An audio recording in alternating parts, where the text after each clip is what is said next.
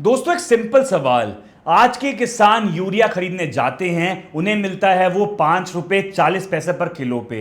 वही urea international market में बिक रहा है 72 रुपए पर किलो पे। मतलब ऑलमोस्ट 13 गुने का फर्क है। तो ये डिफरेंस कौन भर रहा है? आप, मैं और हर वो टैक्स पेयर जो इंडिया में इनकम टैक्स, जीएसटी और ड्यूटीज भरता है। अब दूसरा सवाल, ये सब्सिडी एक्चुअली ले कौन रहा है? क्या सिर्फ वो छोटा सा किसान जिसके पास 2 बीघा जमीन है, या कोई और भी इस पार्टी में शामिल है?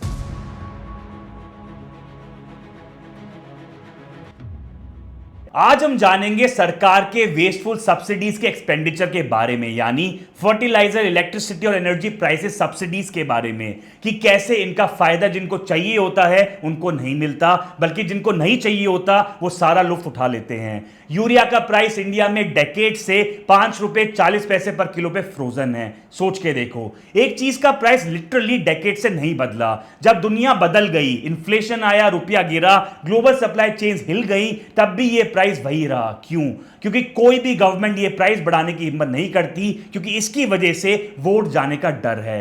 अब वर्ल्ड बैंक का ये डेटा देखो, ग्लोबल यूरिया प्राइस कभी कभी 72 रुपए पर किलो तक भी चले जाता है। मतलब हर 1 किलो यूरिया पे गवर्नमेंट 67 रुपीज का सब्सिडी देता है। और ये सिर्फ यूरिया की बात नहीं है, फॉस्फेट, पोटैश, जो और भी फर्टिलाइजर्स हैं, इस पे अलग सब्सिडीज हैं। अब ये सब्सिडी ले कौन रहा है? थ्योरी में ये बोला जाता है कि ये गरीब किसान के पास जाता है, बल्कि रियलिटी में जितनी बड़ी जमीन उतनी ज्यादा सब्सिडी। एक बड़े जमींदार के पास जिसके पास एकर्स में अपनी खुद की जमीन है, वही सब्सिडी ज्यादा लेता है, जो छोटे किसान को भी सेम रेट पे मिलती है। एक एग्री बिजनेस कॉर्पोरेशन भी वही रेट पे खरीदता है। और ऊपर से एक्सपर्ट्स का ये एस्टिमेट है कि फर्टिलाइजर सब्सिडी की वजह से 30 से 40% हिस्सा वेस्टेज में जाता है, क्योंकि ओवर एप्लीकेशन होती है, जमीन खराब होती है जिसकी वजह से, और कुछ इसका पार्ट ब्लैक मार्केट भी हो जाता है। तो गरीब किसान तक एक्चुअली कितना पहुंचता है?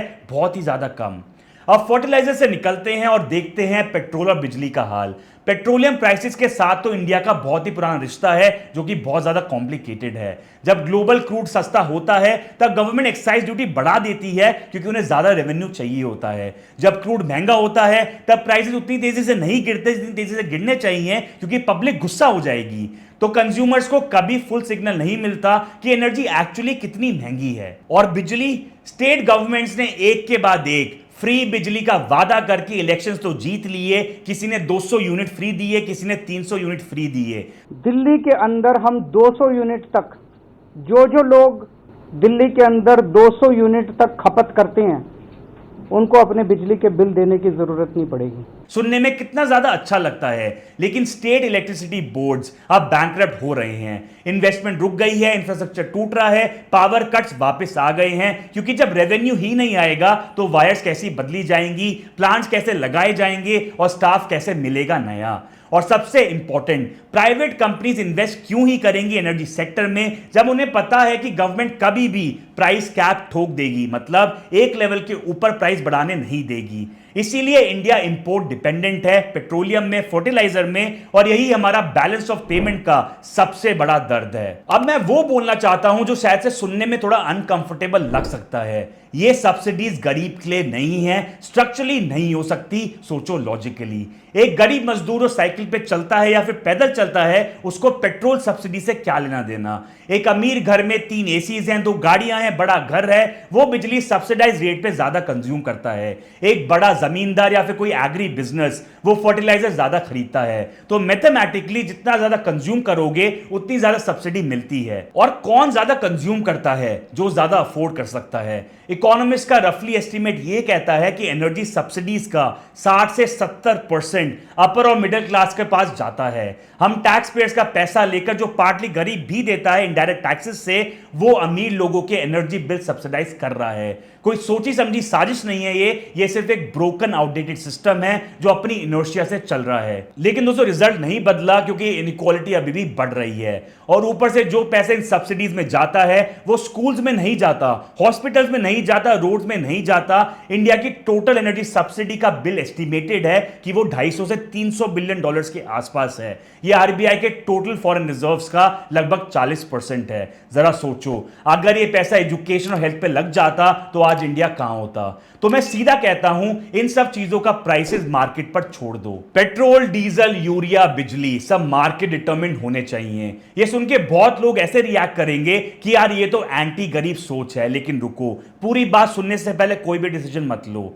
प्राइसेस सिग्नल्स की तरह काम करते हैं। जब चीज आर्टिफिशियली सस्ती होती है तो लोग उसे वेस्ट ज्यादा करते हैं। फार्मर्स यूरिया ओवर यूज करते हैं, जो एक्चुअली जमीन की फर्टिलिटी खराब कर देता है और लॉन्ग टर्म में उन्हीं का नुकसान होता है। लोग बिजली वेस्ट करने लगते हैं, फैक्ट्रीज एनर्जी इनएफिशिएंट रहती हैं, और जब मार्केट डिटरमिन्ड प्राइस होगा तो कंजर्वेशन ज्यादा होगी, एफिशिएंसी बढ़ेगी और नया इनोवेशन आएगा। कंपनीज बेटर टेक्नोलॉजी ढूंढने में लग जाएंगी, फार्मर्स स्मार्टर फार्मिंग करेंगे, और दूसरी बात, जब प्राइसेस रियल होंगे तब प्राइवेट इन्वेस्टमेंट भी वापस आएगी, नई रिफाइनरी जरूर बनेंगी और नए फर्टिलाइजर प्लांट्स भी लगेंगे। रिन्यूएबल एनर्जी में सीरियस पैसा वापस आएगा क्योंकि कंपटीशन से क्वालिटी बढ़ती है। अभी कोई सीरियस प्लेयर क्यों आएगा ऐसे सेक्टर में जहां गवर्नमेंट प्राइसिंग कंट्रोल करती है और कभी भी रूल्स बदल सकती है। और तीसरी बात, फिस्कल सेविंग्स होंगी जो एक्चुअली जरूरत की जगह पर लगेंगी, जैसे हेल्थ, एजुकेशन और इंफ्रास्ट्रक्चर इधर इन्वेस्ट होगा। यही दोस्तों असली डेवलपमेंट है। अब वो जवाब जो एक्चुअली काम करेगा कि अगर प्राइस मार्केट पे छोड़ दिया जाए तो गरीब का क्या होगा। सिंपल, उन्हें डायरेक्ट कैश दो, जिसे डायरेक्ट बेनिफिट ट्रांसफर बोलते हैं, यानी डीबीटी। और इंडिया ने ऑलरेडी करके दिखाया है। एलपीजी सिलेंडर पे एक्सपेरिमेंट ऑलरेडी हो चुका है, जब प्राइस मार्केट पे छोड़ दिया गया था और जेन्युइन बेनिफिशियरीज के अकाउंट में सीधा पैसा डाला गया था। इसकी वजह से लीकेज ड्रामेटिकली कम हुई थी और पैसा सही लोगों तक पहुंचा था। इंडिया के पास आज के टाइम पे जनधन अकाउंट्स हैं, आधार है और मोबाइल पेनिट्रेशन है। ये इंफ्रास्ट्रक्चर ऑलरेडी हमारे पास तैयार खड़ा है। सबसे नीचे के 20 से 25% लोगों को आइडेंटिफाई करो, जिसके लिए हमारे पास इनकम डेटा है, राशन कार्ड डेटा है, और उनके अकाउंट में डायरेक्टली पैसा डालो। वो लोग अपनी मर्जी से अपनी जरूरत की चीज खरीदेंगे, डिग्निटी के साथ, मिडलमैन के बिना। ये अप्रोच ज्यादा टारगेटेड है, सिर्फ जो डिजर्व करता है उसे ही मिलता है। ज्यादा एफिशिएंट होगा, जिसकी वजह से लीकेज नहीं होगी और ब्लैक मार्केट नहीं होगा। और ज्यादा ये डिग्निफाइड है, क्योंकि गरीब को पता है कि उसके पास अब रिसोर्सेज हैं, वो खुद डिसाइड करेगा कि उसको कहां पे पैसा लगाना है। दोस्तों, मैं जानता हूं कि ये रिफॉर्म आसान नहीं है। जो पॉलिटिशियन ये करके दिखाएगा वो शायद अगले इलेक्शन में ना जीते, क्योंकि लोग सस्ती चीजें प्रेफर करते हैं, चाहे वो एफिशिएंट हो या फिर ना हो। Good economics is always bad politics. लेकिन हिस्ट्री देखो, जब भी इंडिया ने ब्रेव इकोनॉमिक रिफॉर्म्स किए हैं, रिजल्ट्स काफी ज्यादा पॉजिटिव आए हैं। 1991 का लिबरलाइजेशन प्लान, लोग डरते रहे लेकिन जीडीपी बहुत तेजी से ऊपर बढ़ा। डीजल डीरेगुलेशन जो 2014 से 16 में हुआ था, इसका विरोध हुआ लेकिन इकोनॉमी स्टेबल रही। जो नहीं किया वो रिग्रेट आज तक है। अगर ये नहीं किया तो क्या होगा? रुपी वीक होता रहेगा, इंपोर्ट बिल बढ़ते रहेंगे, फिस्कल डेफिसिट प्रेशर में हमेशा रहेगा। और वो गरीब जो आज 5 रुपए का यूरिया ले रहा है, वो कभी एक प्रॉस्परस किसान नहीं बन पाएगा, क्योंकि पूरी इकोनॉमी इनएफिशिएंसी के बोझ में दबी रहेगी। इनइक्वालिटी तब नहीं बढ़ती जब अमीर ज्यादा कमाते हैं दोस्तों। इनइक्वालिटी तब बढ़ती है जब सिस्टम अमीर को ज्यादा प्रोटेक्ट करने लगता है, और अभी एग्जैक्टली यही हो रहा है। तो एक लाइन में सब्सिडी सबको मत दो, मार्केट प्राइस लो, और जो जेन्युइनली जरूरतमंद हैं उनको सीधा कैश ट्रांसफर करो। दोस्तों, ये एंटी गरीब बिल्कुल नहीं है, बल्कि असली गरीब तरफदारी है। अगर आप एग्री करते हो तो शेयर करो, अगर डिसएग्री करते हो तो कमेंट्स में जरूर बताओ, हम बात करते हैं। और सब्सक्राइब करो, क्योंकि ऐसी कॉन्वर्सेशन और भी ज्यादा होनी चाहिए। मैं हूं आपका दोस्त और economist Aditya Gupta. Take care, stay smart, Jai Hind.